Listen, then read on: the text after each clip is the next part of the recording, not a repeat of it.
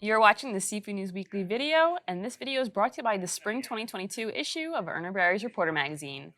This issue is a must-read for the seafood industry as it features the special State of the Seafood Industry annual review. Plus, find stories on the lobster market seeing a shift in consumer behavior, shifting food service trends, and more. I'm Seafood News Managing Editor Amanda Buckle. And I'm Erna Berry Seafood Market Reporter Lauren Castiglione. In our top story, the snow crab quota from Newfoundland and Labrador was released on Thursday. Canada's Department of Fisheries and Oceans announced that the total allowable catch for 2022 is set at 50,470 tons, an increase of 32% from 2021.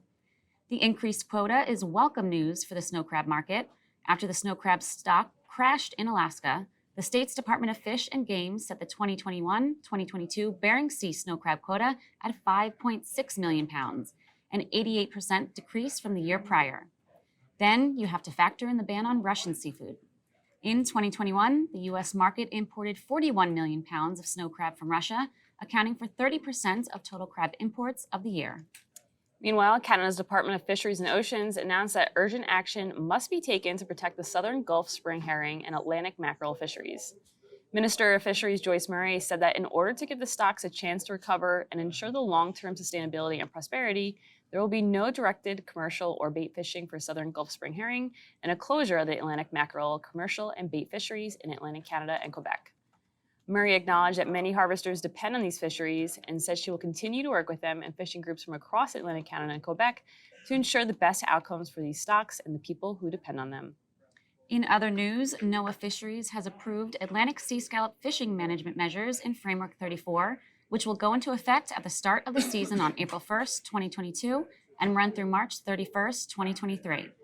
In 2022, the acceptable biological catch of the fishery will sit at 56.7 million pounds and 51.1 million pounds for the 2023 fiscal year, per the final rule posted in the Federal Register. In 2021, the acceptable biological catch of the fishery was set at 67.3 million pounds and finalized by New England Fishery Management Council and passed along to NOAA for implementation. Framework Adjustment 34 projects 34 million pounds of Atlantic sea scallops to be landed during the 2022 season. This is a 15% reduction compared to the 2021 projection of 40 million pounds, and almost half of the 62.5 million pounds projected just 3 years ago in 2019. And finally, Copper River Seafood CEO Scott Blake sent a letter to fishermen and others on Alaska's Kenai Peninsula that the 26-year-old company would not be buying fish at their Kenai plant this year.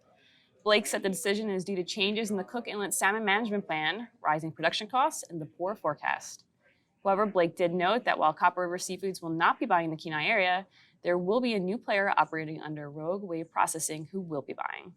Subscribe to our channel below, and don't forget to head over to seafoodnews.com or visit the Seafood tab in Comtel for a comprehensive look at the latest market and industry news. And you can always listen to a new episode of the Seafood News podcast, released on Spotify, SoundCloud, and iTunes every week.